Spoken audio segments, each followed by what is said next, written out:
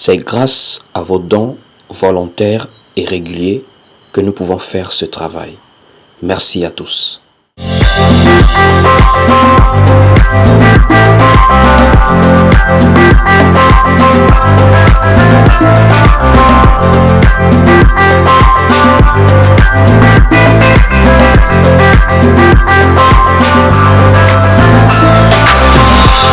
Je voudrais véritablement qu'aujourd'hui tu puisses connaître qui tu es. Tu puisses te poser les bonnes questions. Allons-y le livre de 1 Pierre chapitre 4 verset 17. Je voudrais qu'on parte lire ça ensemble. 1 Pierre chapitre 4 verset 17. Il est écrit ici dans 1 Pierre chapitre 4 au verset 17. Je vais faire la lecture. Car c'est le moment où le jugement va commencer dans la maison de Dieu. Car c'est le moment où le jugement va commencer dans la maison de Dieu. Or, si c'est pour qu'il commence, si c'est par nous qu'il commence, quelle sera la fin de ceux qui n'obéissent pas à l'évangile de Dieu? Et si le juste se sauve avec peine, que deviendra l'impie et le pécheur? Ainsi que tous ceux qui souffrent selon la volonté de Dieu remettent leurs âmes au fidèle Créateur en faisant ce qui est bien.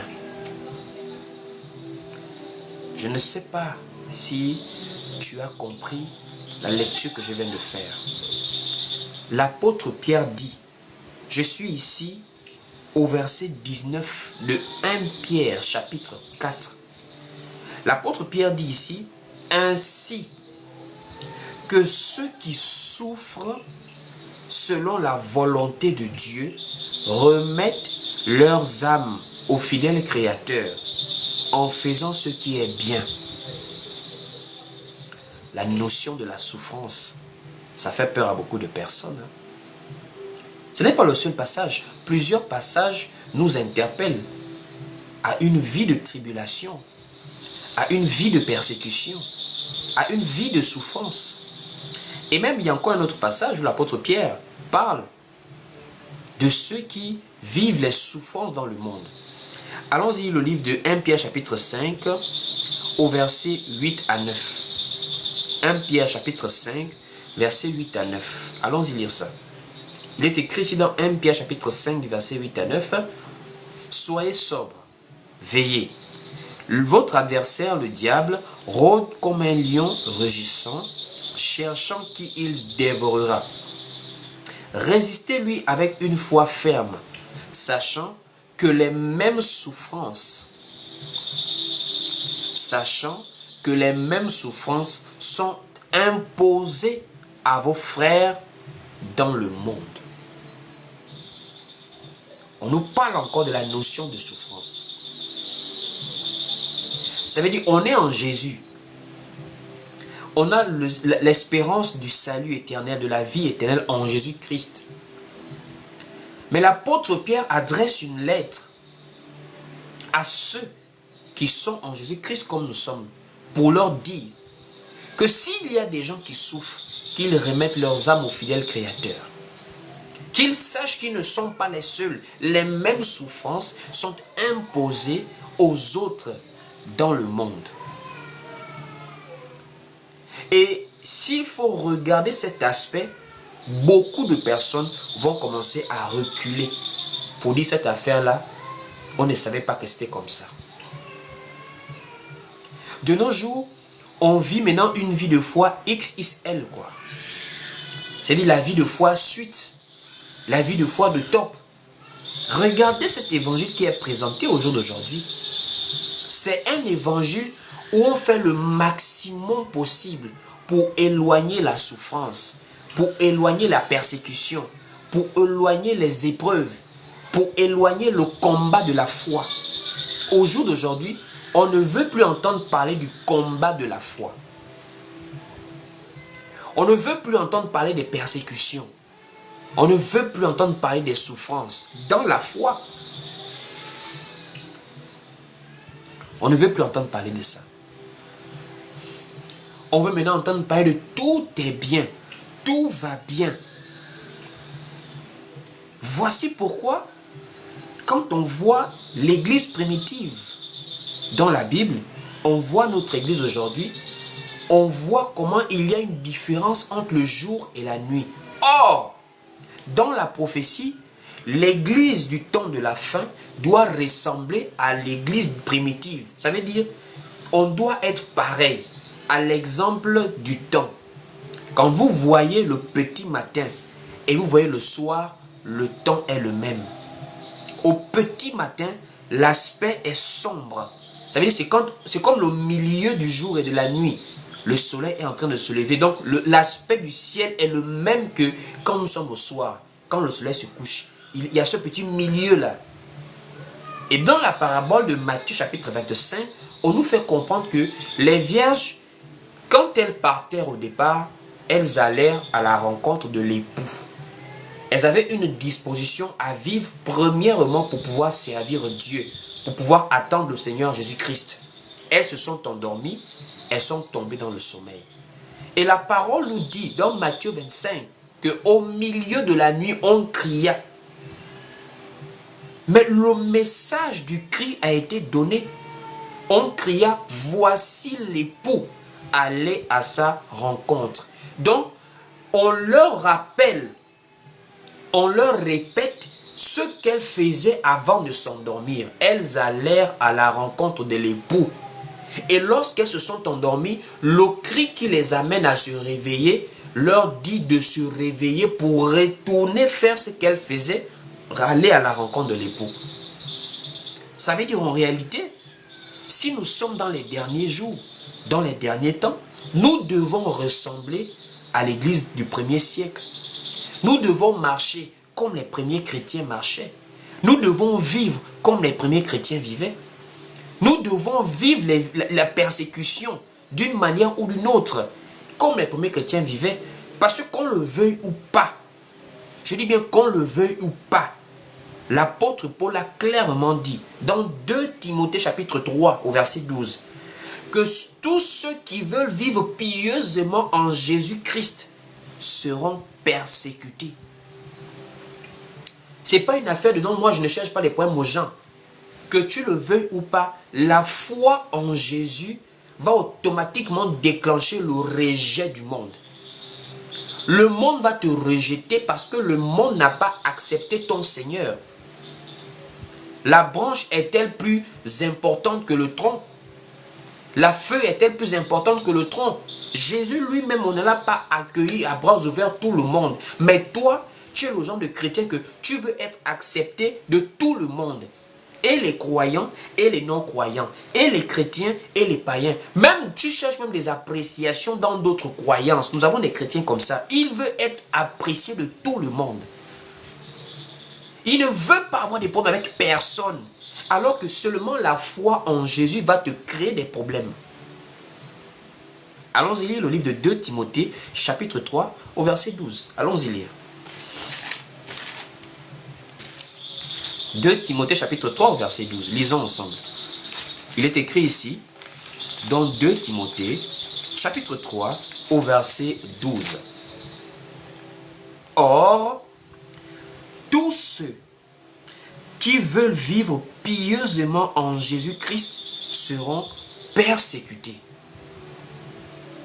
Est-ce que nous pouvons encore dire que nous vivons ces choses-là, où les chrétiens sont persécutés? En tout cas, pas dans les pays comme nous sommes là en Afrique centrale. C'est pas possible. Les chrétiens persécutés à l'heure actuelle, c'est ceux qui évoluent dans les pays islamiques par exemple. Ou encore en Inde, dans des pays comme ça. Ça veut dire les pays où la religion majoritaire n'est pas le christianisme. Là vraiment ils sont persécutés. En Algérie, en Irak, en Syrie, en Afghanistan, là encore. Mais nous ici, l'Europe, la France, les États-Unis, ce qu'on appelle christianisme a été détourné et est devenu vraiment du désordre. Pourquoi? C'est l'état de cœur d'abord du croyant lui-même. On veut maintenant vivre une foi XXL. C'est des chrétiens qu'on admire. Des chrétiens qu'on adule. Les chrétiens d'aujourd'hui sont devenus des stars qu'on apprécie. Alors que les premiers chrétiens étaient des gens célèbres mais qu'on pourchassait. Leur célébrité, c'est dans le sens où on les pourchassait. Quand Pierre, Paul, Jean-Jacques étaient des célèbres, c'était parce qu'ils choquaient les gens. Ils énervaient les gens. On les pourchassait, on les persécutait à Jérusalem et un peu partout. Mais nous avons un genre de chrétiens qu'on les apprécie. Ça veut dire le païen se reconnaît chez toi, chrétien. C'est grave. Ça veut dire qu'on est arrivé à un niveau où le païen, le non-croyant, celui qui est dans les bars, celui qui est vraiment dans le monde en plein, dans la débauche, il se reconnaît dans l'église. Quand il voit l'accoutrement des chrétiens, quand il voit le comportement des chrétiens, quand il voit le style des chrétiens. Mais beaucoup de païens n'ont plus besoin, ils ne comprennent plus ce qu'on appelle la conversion. Hein. Il y a des païens qui ne connaissent pas ce qu'on appelle la conversion. Pourquoi? Mais parce qu'ils sont comme des chrétiens. Païen met des locks, un homme met des locks, des rastas, des bouclés. Il voit ça avec un chanteur dit chrétien. Mais il se sent à l'aise. En fait, pour lui, il ne comprend plus qu'il y a un processus de mort et de nouvelle naissance. Ça n'existe plus dans le christianisme. La mort et la nouvelle naissance, ça n'existe plus. C'est maintenant juste une adhésion à je suis maintenant chrétien. Tout reste le même. On a maintenant servi un évangile aux gens où on leur fait comprendre que tu n'as plus besoin de te tracasser. Si tu as les locks, reste avec. Si tu t'habilles en sexy, reste avec. Si tu portes des collants, reste avec. Si tu aimes les bijoux, le maquillage, reste comme ça. Le plus important, Dieu voit le cœur.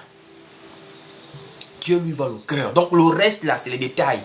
Un évangile XXL bien taillé pour la modernité. On ne veut plus être rejeté par les hommes.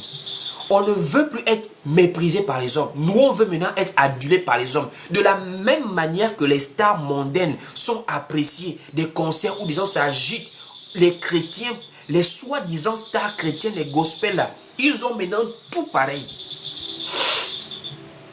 Ils ont maintenant leur award, les prix award des chrétiens. Ça veut dire que tu vois, un chrétien soi-disant, il vient en moto avec des rastas, en boloman. Il vient recevoir le prix award du meilleur chant gospel de l'année.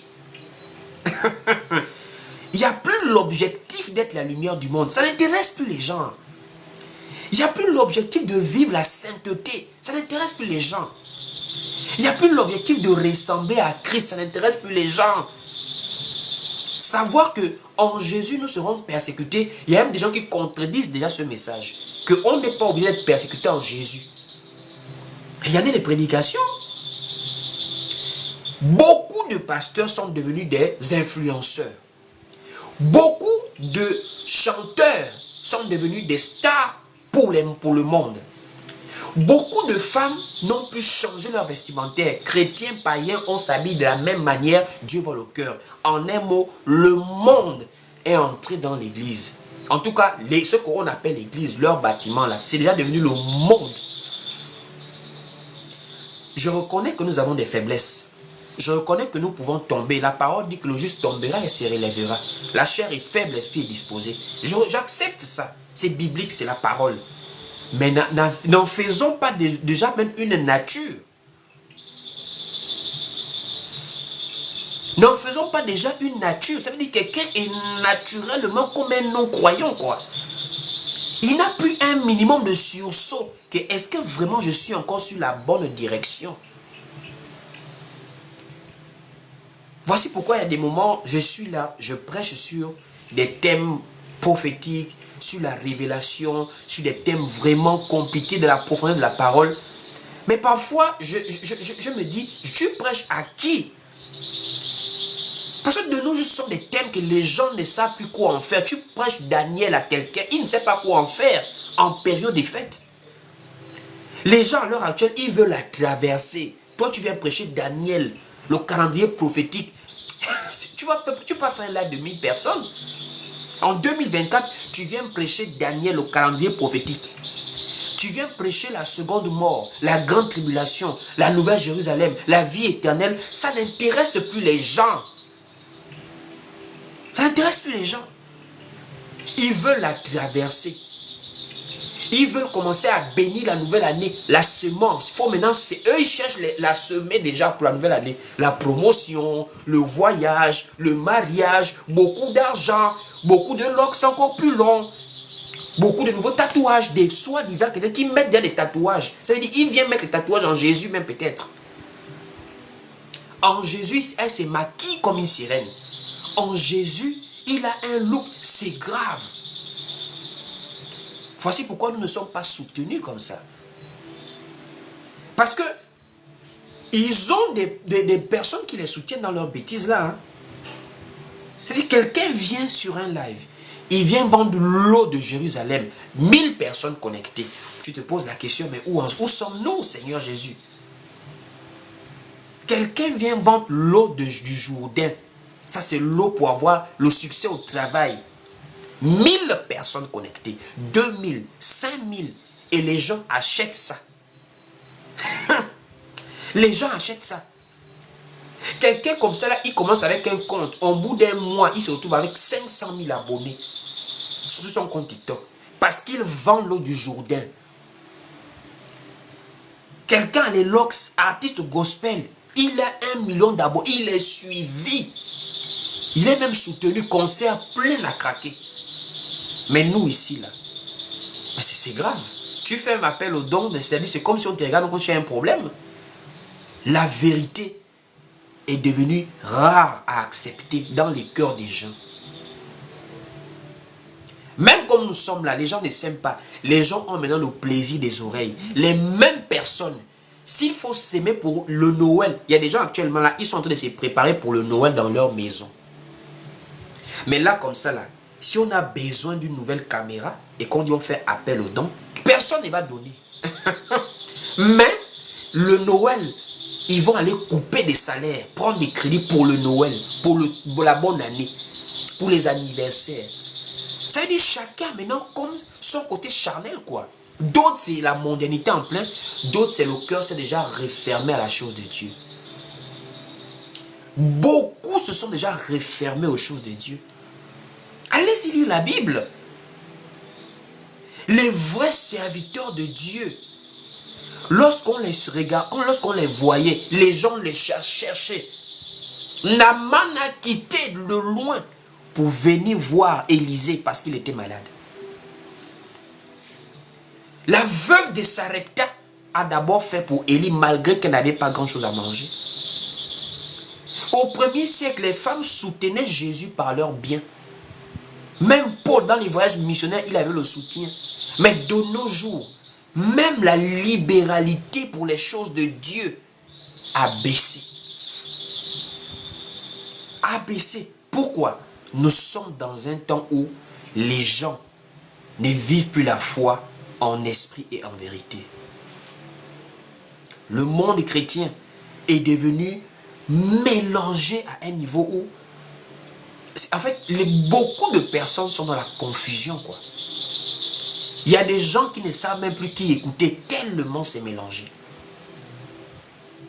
Voici pourquoi je t'interpelle ce soir. Est-ce que tu es vraiment dans l'esprit avec le Seigneur? Est-ce que tu es un homme spirituel? Est-ce que tu es une femme spirituelle? Vous allez remarquer, il y a des gens qui posent souvent beaucoup de questions sur des lives. Ils ont beaucoup de questions. Hein. Ils sont là. Qui est Melchisedec? Qu'est-ce que l'arbre de la connaissance du bien et du mal? Qu'est-ce que l'arbre, le péché originel? La personne qui pose la question là, quand tu vas lui répondre, elle ne va pas se repentir. Hein? Elle ne va pas entrer dans la saine doctrine. Elle ne va pas arrêter d'écouter la musique des messieurs qui sont en locks, qui soi-disant chantent pour Jésus. Elle ne va pas arrêter d'écouter les femmes prêcher. Mais elle veut seulement que tu répondes à sa question, c'est quoi le péché originel? Quand tu finis de répondre, elle va continuer à écouter Joss Meyer. Elle va continuer à écouter des femmes qui prêchent. Ça sert même à quoi de chercher des réponses profondes comme ça? Tu n'as même pas la base de la doctrine. Ce sont des gens auxquels on ne devrait plus répondre aux questions. Si déjà tu n'acceptes même pas que la femme ne doit pas prêcher dans l'église de Dieu, Toi, tu ne peux même pas venir poser des questions sur des lives pour venir dire non, qu'est-ce que le péché originel? Tu fais quoi avec cette information? Puisque tu n'as même pas la base de la crainte de Dieu. Tu as le goût d'écouter une femme prêcher, c'est gravissime. Tu ne trouves pas un problème à ce que un homme qui a des locks puisse chanter pour Dieu. Alors que le livre de 1 Corinthiens chapitre 11 nous dit clairement que c'est une honte pour l'homme d'avoir de longs cheveux. Mais toi, ça ne te dérange pas d'apprécier un artiste gospel qui ressemble à Lil Wayne, l'artiste américain qui a des longs cheveux là. Les gens ont maintenant la maladie de la question oiseuse. La curiosité historique dans la Bible. Ils ne recherchent plus Dieu. Ils ne recherchent plus Dieu. Tu sais, mon frère, la vie de foi est une vie qu'on ne cherche pas dans la quantité, mais qu'on recherche dans la qualité en termes de groupe de personnes. Le problème de beaucoup de gens, c'est qu'ils veulent la troupe, ils veulent la masse, ils veulent le monde pour pouvoir être convaincus que Dieu est là. Regardez même le Seigneur avec les apôtres. Regardez l'église, comment l'église a évolué. Il y a toujours eu d'abord un noyau. À l'heure actuelle, en ce temps de confusion, ce n'est pas le nombre de personnes dans un bâtiment qui doit t'intéresser, mais c'est la vérité qui est prêchée qui doit t'intéresser. À l'heure actuelle, avec la confusion qui règne dans ce qu'on appelle le christianisme, ce n'est pas le nombre de personnes connectées sur un live qui doit t'intéresser, mais c'est sur le contenu du message qui est véhiculé qui doit t'intéresser. À l'heure actuelle, tu ne peux pas vouloir vivre une vie de foi et être apprécié de tout le monde. Ce n'est pas vrai. L'apôtre Jacques a dit, l'amour du monde. Ça veut dire le fait d'aimer le monde, c'est l'inimitié contre Dieu. Le fait de vouloir être ami du monde, tu te rends toi-même ennemi de Dieu. Est-ce qu'on se rend compte de ça? Le fait d'être ami du monde, on se rend soi-même ennemi de Dieu. C'est grave. C'est grave. C'est parce que nous, on ne mélange pas l'injure dans la dénonciation. Mais honnêtement, ce qui se passe dans le milieu soi-disant chrétien est un niveau de gravité que non, mais on a atteint des sommets.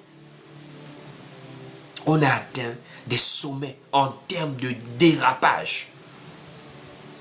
C'est dans cela que je t'invite à persévérer dans la vérité. Même lorsque c'est dur, tant que ça te donne la vie, n'arrête pas de persévérer. Tu es un homme spirituel en Jésus-Christ. Est-ce que tu te rends compte de ça que Jésus avait dit à la femme samaritaine, Dieu est esprit. Et il faut que ceux qui l'adorent en esprit et en vérité. Tu ne peux pas être charnel, mais vouloir te revendiquer d'être enfant d'un père spirituel. Il n'y a pas la compatibilité entre l'esprit et la chair. Même déjà nous-mêmes, la parole nous dit, notre chair avec l'esprit ont des désirs contraires. Des désirs qui s'opposent. Dieu, lui, il est esprit. Toi qui es son enfant, tu veux être charnel. Tu veux être mondain. Ça ne peut pas passer, frère. Ça ne peut pas passer. Il est temps que tu arrêtes de simplement apprécier les lives, les enseignements. Il est temps maintenant que tu puisses te mettre aussi dans véritablement la marche. Dans cet effort missionnaire dans lequel nous sommes. Aujourd'hui, nous devons sonner la trompette. Aujourd'hui, nous devons ramener la véritable doctrine dans l'église. On doit condamner toutes ces faussetés. Le livre d'Éphésiens dit, ne prenez point part aux œuvres infructueuses des ténèbres, mais condamnez-les. De nos jours, on ne condamne plus. De nos jours, les pasteurs, c'est maintenant, on ne parle pas mal des autres. Chacun a son église, chacun a son appel. Voici pourquoi ils arrivent déjà à bien s'entendre dans des pays. C'est ce qu'on appelle les grands pasteurs. Ils ne se contredisent jamais. Ils ne s'attaquent jamais. Pourquoi? C'est parce que c'est maintenant devenu le business. Même si l'autre fait ce qui n'est pas bien, on ne parle pas. C'est lui-même avec son Dieu. Mais le peuple qui est là, les âmes qui sont en train de croupir dans l'ignorance là, n'est-ce pas, Osée avait dit, mon peuple est détruit, faute de connaissance. Comment tu peux voir le mal, tu te tais? Comment tu peux peux te revendiquer serviteur de Dieu, sentinelle. Tu vois le danger venir sur le peuple, tu te tais. C'est de la complicité, ça.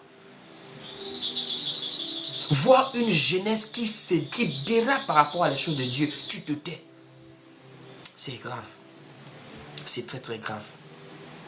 Ce soir, c'est beaucoup plus un soir de conseil. Pour te booster. Pour te dire, là où le péché a abondé, la grâce a surabondé. Là où le péché a abondé, la grâce a surabondé. Là où le péché est entré par un homme, la mort aussi est entrée par un homme. La résurrection est venue par un autre homme. Christ est celui qui a apporté la grâce qui a surabondé sur le péché. Ça veut dire, même si en ce temps de la fin, la majorité des soi-disant assemblées, églises, ne sont en réalité pas des églises, mais c'est la fausseté, toi tu peux être cette minorité dans la vérité là. Christ arrive prendre son église. Ne te dis pas les autres, pense à ton âme. Je voudrais que nous puissions prier. Nous allons terminer en prière ce soir. C'est beaucoup plus d'une exhortation pour t'interpeller. Si tu es avec nous, si tu veux monter pour un petit témoignage, pour une question liée à tout ce qui se fait comme désordre là, tu peux poser ta question. Si tu veux participer à cet échange, tu as également des questions suite à des choses que tu vois, des choses que tu entends dans les pratiques de ces églises-là. Et tu voudrais au moins savoir, à la base des textes bibliques, si c'est normal ou pas. Tu fais la demande et tu montes. Nous allons t'édifier par rapport à cela. Si tu as aussi un témoignage à donner par rapport à une pratique dont tu as été témoin, des choses que tu voudrais aussi exposer pour davantage éclairer plusieurs personnes, tu peux également faire ta demande. Tu montes. Et nous allons ensemble davantage nous édifier. Entre-temps, je voudrais qu'on puisse prier en attendant. S'il y a une personne, nous allons laisser 1 minute pour la personne qui voudrait volontairement poser une question ou participer. Et nous allons nous apprêter à prier. Entre-temps, si nous pouvons déjà préparer les temps de prière, des dispositions. Si tu es à la maison, tu es avec la famille, tu es avec ta femme, ton mari, les enfants, je voudrais qu'on prie. Je voudrais qu'on prie. Je voudrais vraiment qu'on puisse prier. Que le Seigneur nous épargne. Que le Seigneur nous protège. Que le Seigneur veille sur nous. Que durant ces derniers jours, tu puisses être exempté. C'est là maintenant où il faut vivre maintenant. C'est que la parole dit. Ne vous conformez pas. Ne vous conformez pas. On doit maintenant vivre ça. Ne vous conformez pas au siècle présent. Là où les gens sont maintenant en train de s'exciter sur Internet pour faire pour le 31, le 24, toi, reste en retrait. Va, mets-toi dans la mise à part. Nous sommes un peuple mis à part. Est-ce que nous sommes là? Est-ce qu'on peut prier? Est-ce qu'on peut prier? Est-ce que quelqu'un est avec moi ce soir? Nous voulons maintenant prier. Comme il n'y a pas de questions, nous allons maintenant prier. Nous allons prier. Tu vas prendre une disposition qui te permet d'être à l'aise. Tu peux te mettre à genoux, debout, assis, où tu es à l'aise actuellement. Si tu es déjà même allongé, tu peux juste être bien allongé, mais tu vas être en prière avec nous. Nous allons élever nos voix et nous allons prier notre Dieu. Tu vas prier Dieu par rapport à cette parole de l'apôtre Pierre. C'est maintenant où le jugement va commencer dans la maison de Dieu. La parole nous enseigne que pour nous qui avons accepté Jésus-Christ, nous sommes déjà sauvés. Nous sommes déjà même jugés parce que nous ne passerons plus par le même jugement que les autres. Parce que la première résurrection nous enlève le poids de la seconde mort. Tu vas prier que le Seigneur véritablement t'amène à être mis à part. Nous sommes un peuple qui devons marquer la différence entre nous et le monde. Il est inadmissible que dans la foi, on ne te distingue même pas du monde. Puisque nous sommes une lumière, la parole dit, vous êtes la lumière du monde. Élève ta voix et prie le Seigneur afin que tu sois différent, un peuple mis à part. Dans le nom de Jésus-Christ, élevons nos voix et prions le Seigneur. Seigneur mon Dieu, mon roi, nous élevons nos voix et nous prions, Seigneur. Nous prions parce que ta parole nous enseigne davantage. Encore ce soir, nous avons compris, mon Dieu, mon roi, et nous voulons être un peuple mis à part. Nous ne voulons pas nous conformer, Seigneur. Nous ne voulons pas ressembler à ce monde, Seigneur. Nous voulons être différents. Nous voulons que tu fasses de nous des hommes et des femmes spirituels. Nous voulons que tu fasses des hommes et de nous des hommes et des femmes qui marchent selon ta parole, mon Dieu. Tu as dit l'amour du monde est inimitié contre Dieu. On ne peut pas vouloir être ami du monde et vouloir être ami de Dieu en même temps. Oh Seigneur, aide quelqu'un. Il y a une personne qui a besoin que tu puisses l'aider à s'immerger dans la foi. De lui-même, la personne n'arrive pas. Mais par ta grâce, la personne le pourra, Seigneur. Je t'en prie. Étends ta main. Étends ta main, Seigneur. Beaucoup de personnes de nos jours se disent chrétiens, mais les personnes ne veulent plus vivre la persécution. Les gens ne veulent plus vivre la persécution. Les gens ne veulent plus vivre la souffrance. Alors que tu nous as enseigné que tous ceux qui veulent vivre pieusement en Jésus-Christ seront persécutés, Seigneur. Oh mon Dieu. Oh mon Dieu. La chair est faible, mais l'esprit est disposé à te servir. L'esprit est disposé à marcher selon ta parole, Seigneur. Aide-nous. Protège nos familles. Protège notre santé, notre vie de foi. Tout ce que tu nous donnes la grâce d'avoir, Seigneur. Que la vie de prière soit ravivée dans nos vies. Que la méditation, l'amour de la vérité soit ravivé dans nos cœurs. Dans le nom de Jésus-Christ, mon Dieu, mon roi. C'est ainsi que nous avons tous prié. Nous disons Amen. Amen, Amen et Amen. Que Dieu vous bénisse. Nous sommes arrivés au terme de ces moments d'exhortation. Le but de cette exhortation, c'est que après le live, tu vas en méditation en fait. Tu vas parler à Dieu. Après ce live, reste dans cette atmosphère. Reste dans cette atmosphère. Laisse le téléphone. Va en prière. Continue à prier ce soir. Pose à Dieu des questions. Regarde ta vie. Même l'apôtre Jacques nous dit, on doit regarder notre vie face à la parole comme un miroir.